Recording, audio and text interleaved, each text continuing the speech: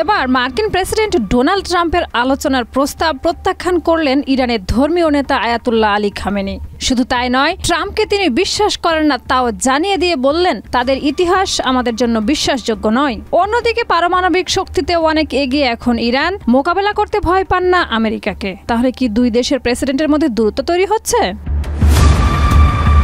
মার্কিন president Donald Trump ক্ষমতার চেয়ারে বসতেই চেয়ার দোলানোর পাশাপাশি কাঁপাতে চাইছেন কি পুরো বিশ্ব? একদিকে বাণিজ্যিক দেশগুলোর কাঁধে শুল্ক আরোপের বোঝা চাপিয়েছেন, অন্যদিকে তার নির্বাচনী প্রতিশ্রুতি অনুযায়ী যুদ্ধ থামানোর প্রতিশ্রুতি রক্ষায় হুমকি ধামকি দিয়ে সম্পর্কে ফাটল ধরিয়েছেন বিশ্বের অন্যান্য প্রভাবশালী দেশগুলোর সাথে। তার হাত থেকে রেহাই পাননি ভারতের প্রধানমন্ত্রী, ইউক্রেন, রাশিয়া, চীন, এমনকি ইরানের সর্বোচ্চ ধর্মীয় নেতা আয়াতুল্লাহ আলী খামেনিও।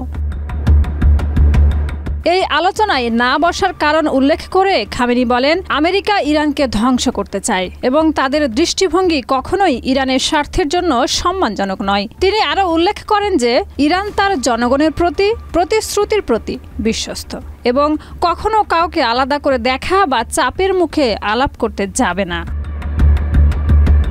এদিকে ট্রাম্প সম্প্রতি এক বক্তৃতায় দাবি করেছিলেন যে তিনি ইরানের সঙ্গে সরাসরি আলোচনার প্রস্তুতি নিচ্ছেন এবং ইরান যদি প্রস্তুত থাকে তবে তিনি আলোচনা করতে আগ্রহী। বিশ্লেষকরা মনে করছেন, খামেনির এই বক্তব্য ইরানের বিরুদ্ধে মার্কিন চাপের বিরোধিতার একটি স্পষ্ট সংকেত হিসেবে দেখা হচ্ছে। তবে অনেকেই বলছেন, এ ধরনের কঠোর অবস্থান দেশটির আঞ্চলিক নিরাপত্তা ও আন্তর্জাতিক সম্পর্কের জন্য দীর্ঘমেয়াদী প্রভাব ফেলতে পারে।